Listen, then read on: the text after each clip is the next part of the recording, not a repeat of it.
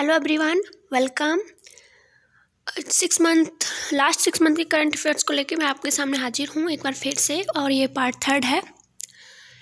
Part 1 और part 2 आपको मेरे चैनल पे मिल जाएंगे इजीली, ठीक है। तो शुरुआत करते हैं क्वेश्चन नंबर 1 से। हमारा क्वेश्चन नंबर 1 है, 5 अक्टूबर से 9 अक्टूबर 2020 तक चलने वाले शिखर सम्मेलन रेज 2020 में AI से क्या तात्पर्य है। तो ये जो रेज 2020 समिट हुआ है, ये वर्चुअली हुआ है। PM मोदी ने इसका उद्घाटन किया है और इसका जो फुल फॉर्म है वो है responsible artificial intelligence for social empowerment, ठीक है। एक बार फिर से मैं बोल रही हूँ, ध्यान से सुनिए। Responsible artificial intelligence for social empowerment. तो आप समझ गए होंगे कि इसका आंसर क्या है। ऑप्शन डी, आर्टिफिशियल इंटेलिजेंस, इसका राइट आंसर है। आगे बढ़ते हैं क्वेश्चन नंबर 2 पे। 3 अक्टूबर 2020 को सौर मिसाइल का सफल परीक्षण किया गया है। यह किस प्रकार की मिसाइल है। तो ये जो सौर मिसाइल है ये थिएटर बैलिस्टिक मिसाइल है। ओके, ऑप्शन बी यहाँ पे राइट आंसर है। 3 अक्टूबर 2020 को प्रधानमंत्री नरेंद्र मोदी ने विश्व की सबसे लंबी राजमार्ग टनल का उद्घाटन किया है। कौन सी है ये टनल। एक मिनट रुकिए, थोड़ा सा मैं इसको जूम कर लेती हूँ। 3 अक्टूबर 2020 को जो प्रधानमंत्री मोदी जी ने टनल का उद्घाटन किया है वो है अटल टनल। अब इसके बारे में हम डिटेल से जान लेते हैं क्योंकि बहुत इंपॉर्टेंट क्वेश्चन है ये। तो इसकी जो लंबाई है वो है 9.02 किलोमीटर। ओके, लेह से मनाली, यानी कि हिमाचल प्रदेश में है ये, लेह से मनाली को जोड़ेगी।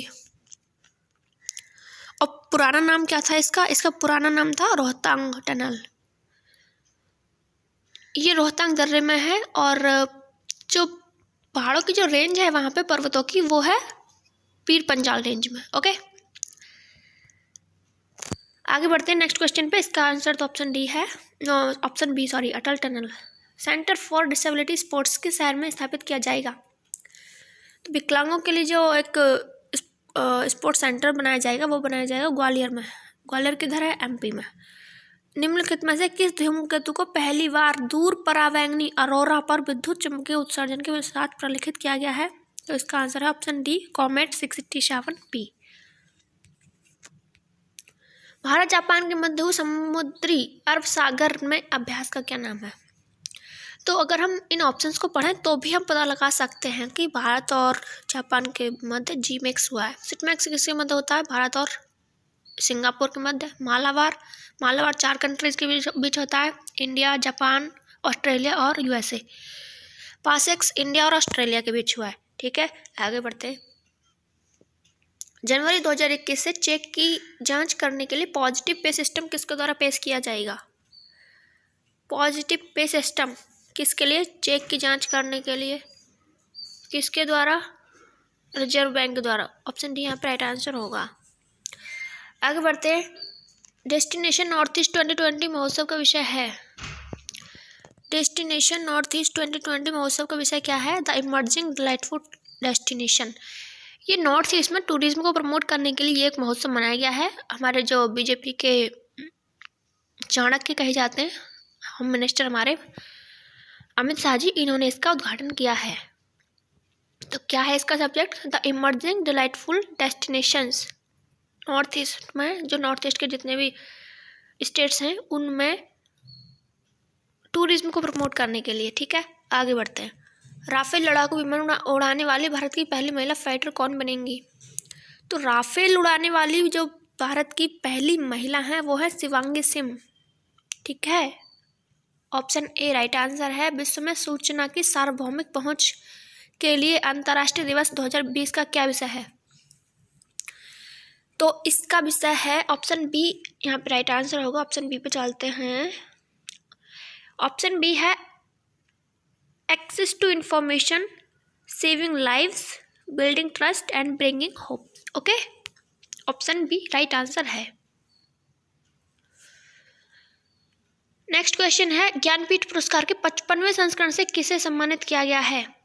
ज्ञानपीठ पुरस्कार का 55वां संस्करण 2020 में मिला है। ये मिला है अकीथम अच्युतम नंबूदरी को। ऑप्शन सी राइट आंसर है। यहाँ पे मलयालम भाषा के राइटर हैं ये, मलयालम के, ठीक है। आगे बढ़ते हैं। अंतर्राष्ट्रीय परमाणु हथियार उन्मूलन दिवस कब मनाया जाता है? ये मनाया जाता है 26 सितंबर को। आगे बढ़ते हैं। विश्व की सबसे लंबी हाई अल्टीट्यूड सिंकोनला सुरंग का निर्माण कहाँ पे किया जा रहा है? सिंकोनला सुरंग का निर्माण किया जा रहा है लद्दाख में। ठीक है, ऑप्शन ए राइट आंसर है। विश्व जोखिम सूचकांक WRI, world reduction index,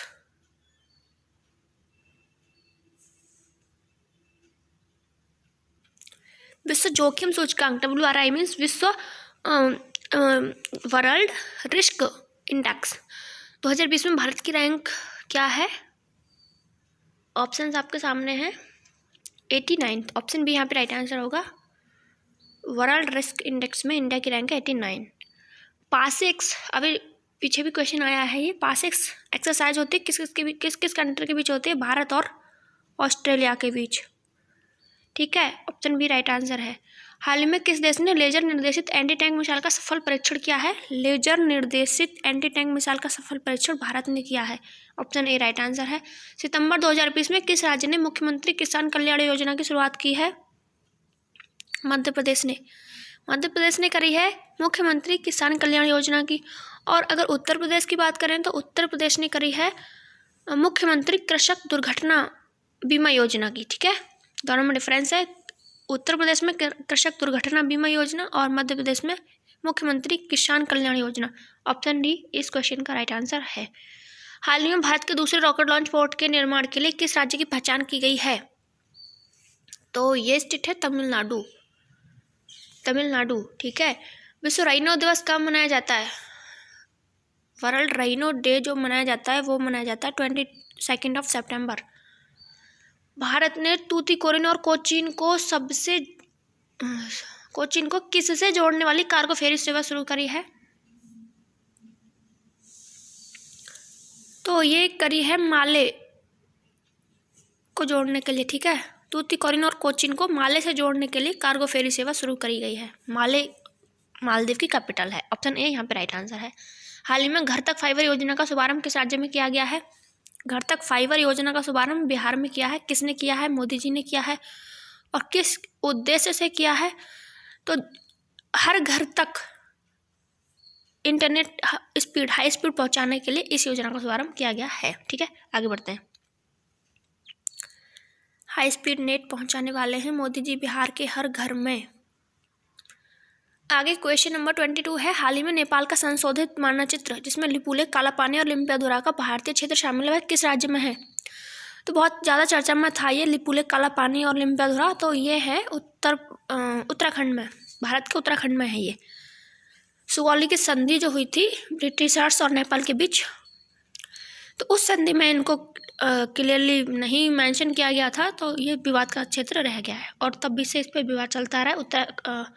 India बोलता है हमारा है और नेपाल बोलता है हमारा है। ठीक है, वो अपने नक्शे में दिखाते हैं और इंडिया के द्वारा अपने नक्शे में दिखाया जाता है। आगे बढ़ते हैं। हाल ही में कृत्रिम बुद्धिमत्ता, ब्लॉकचेन और साइबर सुरक्षा नीतियों को प्रारंभ करने वाला भारत का पहला राज्य या केंद्र शासित प्रदेश है? तो ये है तमिलनाडु। तमिलनाडु, ऑप्शन ए यहाँ पे राइट आंसर है। डेटन साहित्यिक शांति पुरस्कार 2020 के लिए लाइफ टाइम अचीवमेंट अवार्ड से किसे सम्मानित किया गया है? डेटन साहित्यिक शांति पुरस्कार 2020 ये मिला है मार्गरेट एटवुड को। Margaret Atwood, option D right answer है। हाल में किस भारतीय नौसेना के विमान वाहक को नष्ट कर दिया गया है? INS Viraat. Option C INS Viraat जो कि नौसेना का विमान वाहक था, इसको नष्ट कर दिया गया है। हाल ही में जारी विश्व बैंक के वार्षिक मानव पूंजी सूचकांक 2020 में भारत की रैंक, तो ह्यूमन क्या है ये? विश्व के वार्षिक मानव पूंजी सूचकांक ह्यूमन कैपिटल इंडेक्स में इंडिया की जो रैंक है वो है 116। क्या हो रहा है? 116 इंडिया की रैंक है।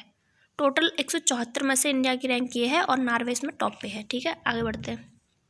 हाल ही में किस संगठन ने भूक्षरण कम करने तथा प्रवाल भित्ति संरक्षण कार्यक्रम हेतु एक वैश्विक पहल शुरू की है?